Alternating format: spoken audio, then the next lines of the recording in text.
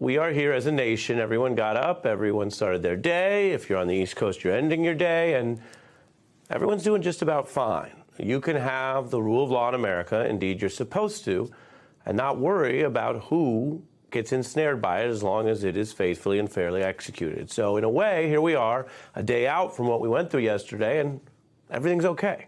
That alone is a good thing, regardless of how this case involving the former president is ultimately resolved. The reality, though, is one that is different for defendant Donald Trump. This is his first full day dealing with an open criminal case against him, not his lawyer, not his CFO, not one of his many aides. This is something that he has never experienced himself, and only he can say how much he thought about or empathized with all the many other people who were in this position, who woke up and said, wow, today I'm a criminal defendant. Wow, there's new rules. Wow, yesterday was really something I'd never been through before. The pressure is building.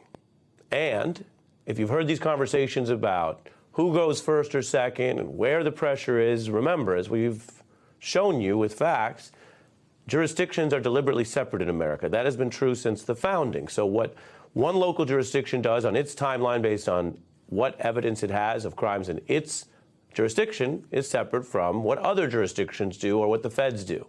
So this is a complete coincidence. It is not linked to the arraignment that we've been reporting on regarding Donald Trump, but it is breaking late in the day that Vice President Pence has continued to basically accept the loss we already reported on. He will testify before a grand jury in the January 6th probe by the DOJ special counsel. Now, this is the law. I'm not telling you something that Pence independently decided. He has every right to avail himself of the courts, which he tried to do, but he lost.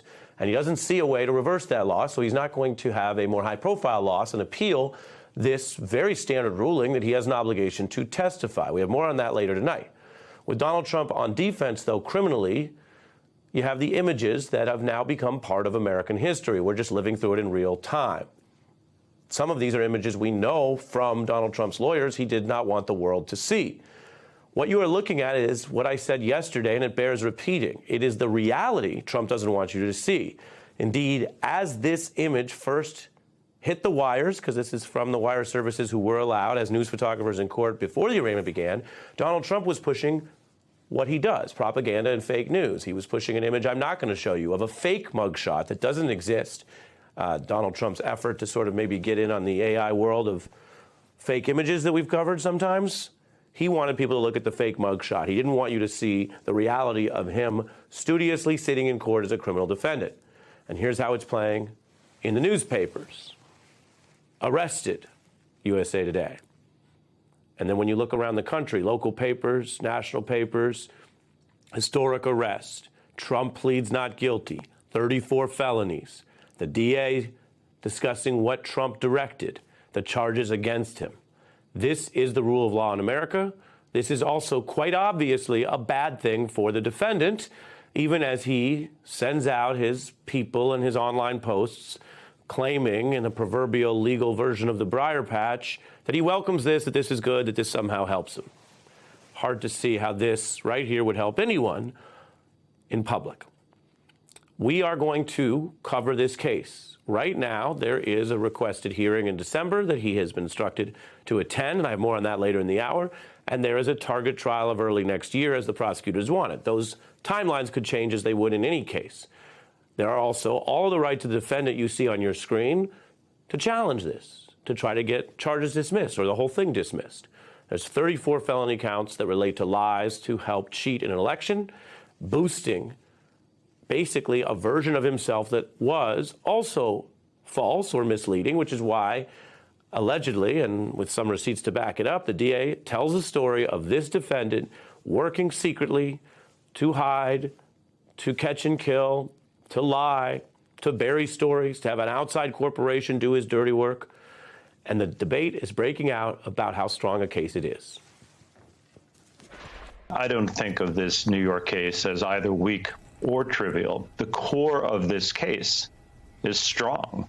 The indictment does not say what that second crime is, which is completely inexplicable to me. It's certainly as strong as any other case that gets brought in state courts in New York. The entire point of an indictment is to tell the defendant, here's what you're charged with, here's what you're defending against. Sitting here looking at this is going to trial. I did not expect that at this historic moment that Alvin Bragg would leave such gaps in the indictment. I think he's going to face these charges, and when is a whole other conversation we can have, but I think that these are going to stick.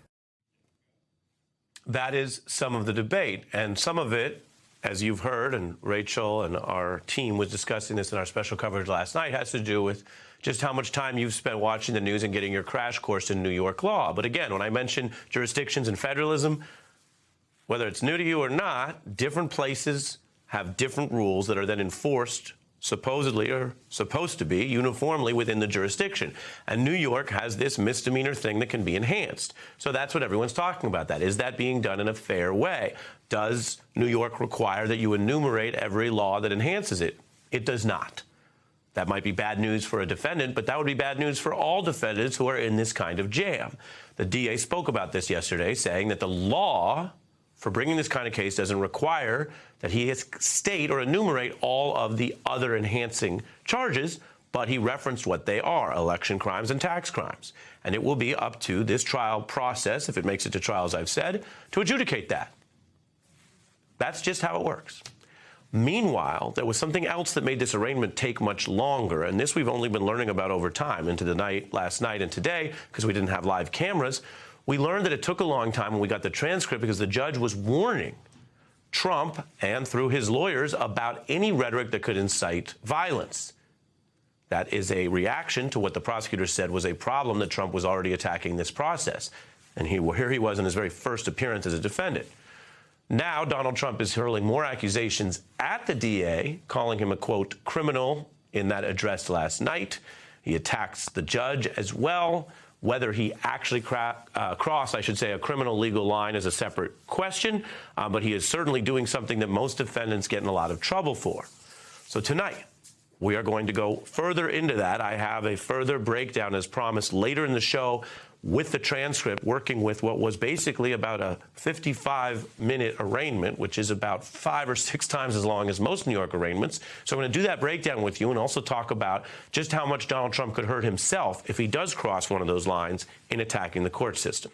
But right now, we begin with our experts in the case that America is now watching. That is a part of history no matter what happens from here. The people of the state of New York versus Donald J. Trump.